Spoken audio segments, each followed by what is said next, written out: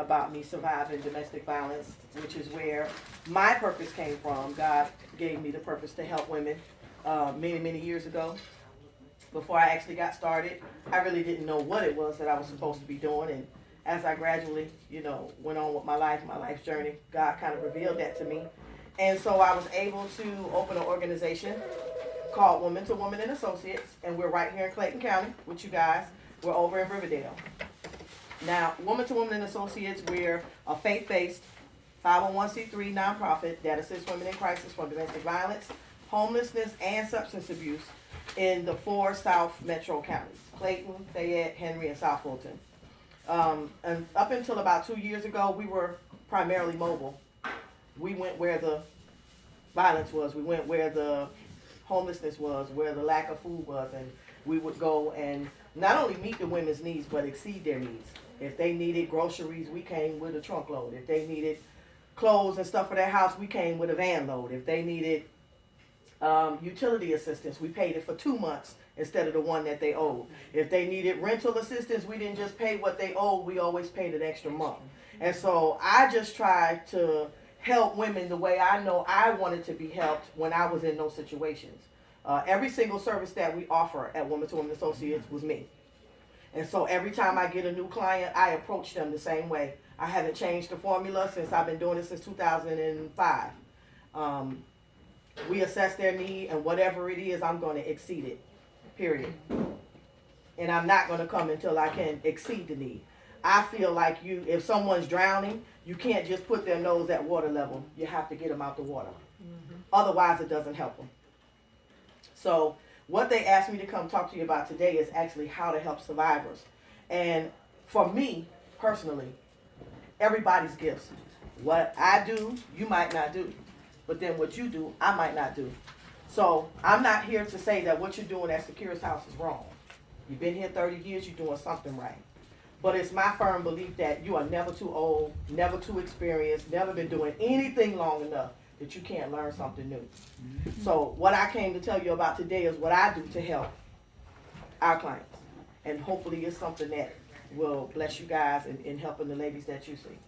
So in Safe Places, I found several things that have been working for me in helping clients, in helping people who have been abused, whether it's domestic violence, sexual abuse, it doesn't matter. The same formula always seems to work. And the first one is security. That's a given when you're doing this kind of work.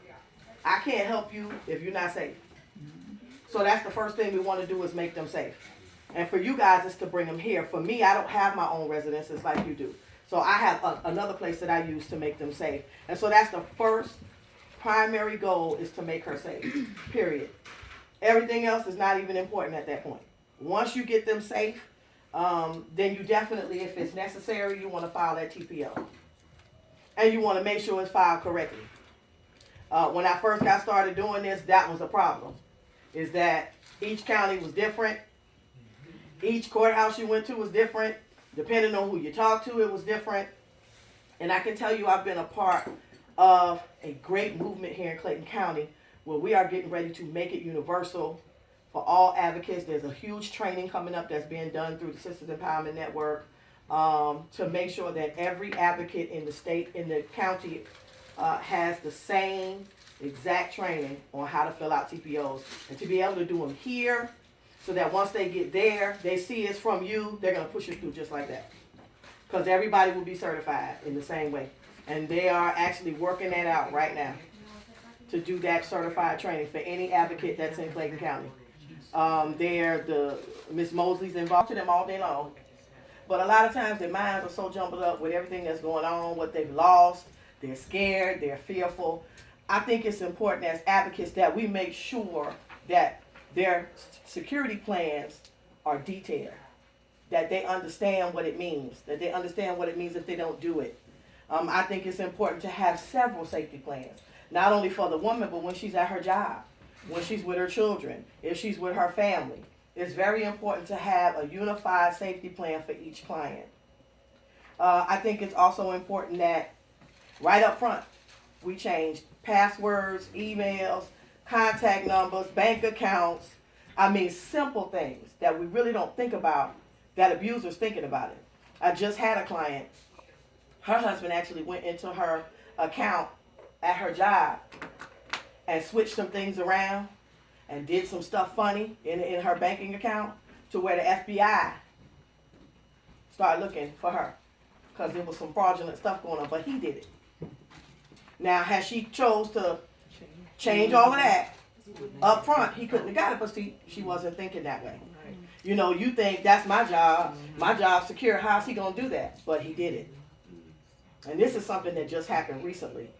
So I think that's extremely important in that security aspect, that they change everything. Library cards, wherever you go to the library at, all of that needs to be changed up front.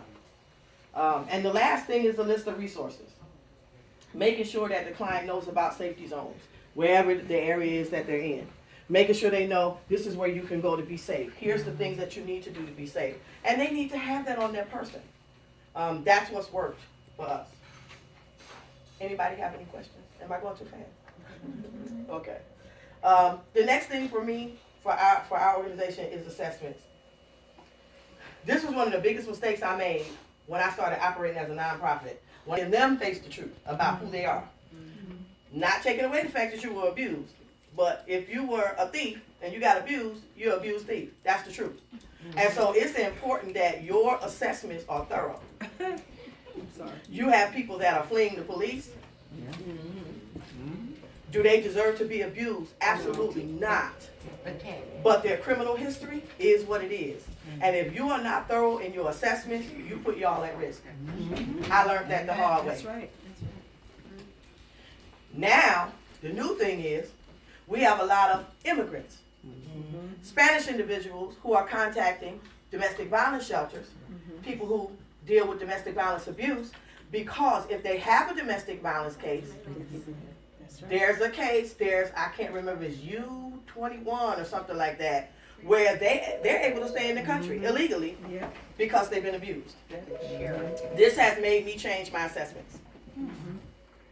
Now, if there's we do the assessment, every client has to sit with me first. God blessed me with that discernment. And not only did he bless me with discernment, I was in the street a long time. That's right. That's right. You're going to have to go to school to get something over on me. So they see me first. Next, they have a spiritual assessment because we're faith-based. They have a spiritual assessment for every single one of my clients, even if they have no mental health issues ever in their family ever, have to have a mental health assessment. It is a requirement, and if you don't, I can't help you. Most women who are abused have some sort of depression. Long-term abuse is a long term of mental health issues. Every person that comes to me for help, I don't care if it's for substance abuse, you're going to have a domestic violence assessment. Because if you've been out there on drugs, trust me, I was a crackhead for 20 years. I know what you've been doing out in the street. That is just a requirement from us, and that's been trial and error. I don't care who it is. There are 4 assessments that we do. And each section of that assessment is done by a different person. And before our plan of action is done, all 4 people sit down and discuss that client. Because what somebody is going to tell me, they might not tell you. What somebody tells her, they might not tell me. But if we all do assessments and we all come together, I guarantee you, you will get a plan of action that will give you success every time. Every time. It's important. And the last part, which people always laugh, ask, listen, observe, and react. Listen. You want to ask, you want to listen to their answers, you want to observe them when they answer, and you want to react to what they say. You want to react to what they do. It cannot just be a piece of paper that says, have you been abused? Does your abuser hold you hostage? When was the last time you were abused? And she's answering, but you're not paying attention to her. Because her body language is going to tell you more than what comes out of her mouth. So it's important that you listen, you pay attention, you to make the assessment. It's important for them to feel that you care about what's going on with them. But their reactions and their answers might trigger something. And you might say, wait a minute. I asked you such and such 10 minutes ago. That's conflicting. So then that's going to make you react and say, well, let me ask about this over here. That's right. And in doing that, You might find out safety is our number one issue. So I'm gonna pull you from being safe. You can't call me with saying, oh, I can't be going through this. When you gonna help me? I'm gonna help you the way I know is gonna help you best. I'm gonna make you safe, and then you're gonna go through these evaluations, and we're gonna see what's the best way for us to help you. I also had a client that had serious mental health issues.